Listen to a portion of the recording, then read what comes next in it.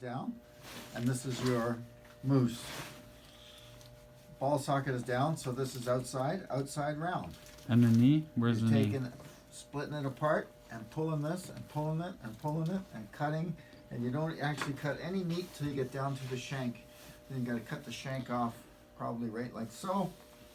But this separates off, and that's top round, bottom round, outside round. Tickety-boo, stop. What's left on the bone with the ball socket down is the inside round, which then you can separate, find the bone. The bone is right here, click. There's the knee to the bone goes up through. All of this is your sirloin, that's your sirloin tip, and that's your sirloin.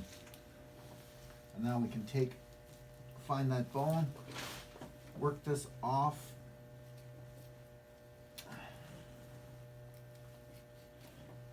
Work this off the bone, which it's coming, as one big chunk. A lot less big chunks to deal with. Close to the knee. There's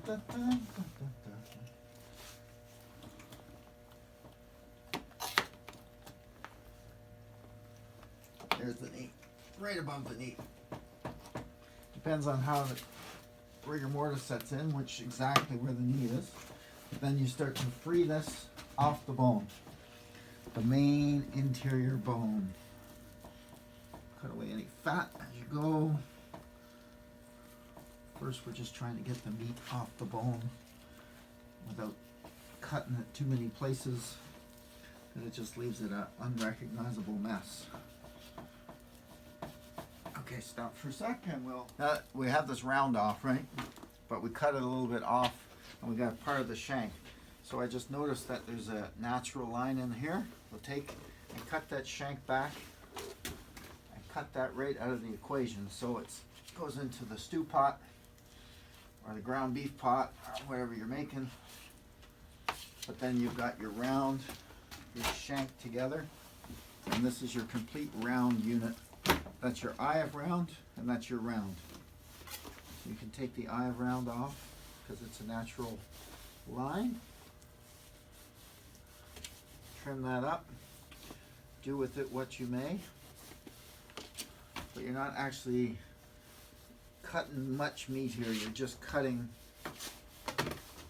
the eye of round roast. I got a little bit of the round came with it, but that's okay. So we can put that there. We can put this here. Nice round. A little bit of damage from skinning and from a gunshot wound maybe. So next, we're still working back here trying to find the natural line of the sirloin section and separate that from the bone. I think we should stop and see if this is a little bit rough. So there's this natural line here, and there's the bone. We're just going to cut that right along that natural line, right in.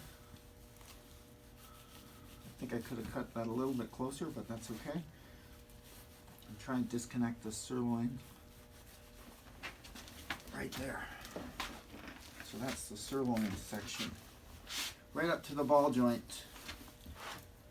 Right up to the ball joint. We're going to separate this right the way it's been cut off the backbone. Leaves a little bit to be desired, but I'm going to cut this just a little bit off there. And down here, cut that tendon, joining tissue, and cut this at the thinnest part. Right in there. Try and separate these two pieces. Ball joint, we just found the smallest point because of the way it was butchered, and just cut through all the sinew and connective tissue. And this down here would be the sirloin, we're thinking. And this up here is the rump roast, which got a little bit of a hunting damage. Yeah.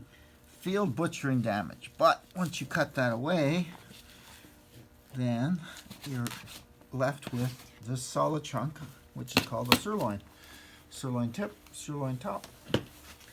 What's left here is the inside round, because there's the ball joint. So the ball joint and is the inside of the animal, therefore it's the inside round.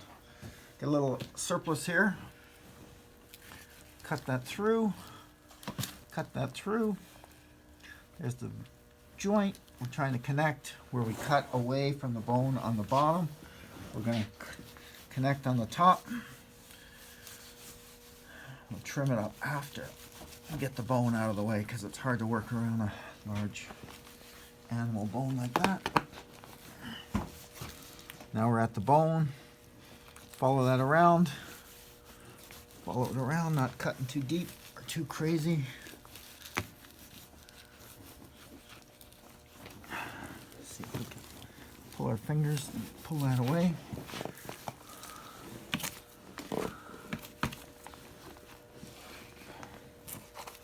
There you go. Starting to come right now. Got a big chunk of connective tissue in there to cut through, work through. His leg wants to go the other way. Yeah, we'll do this. Cut that off. Cut that off. Now let's separate this.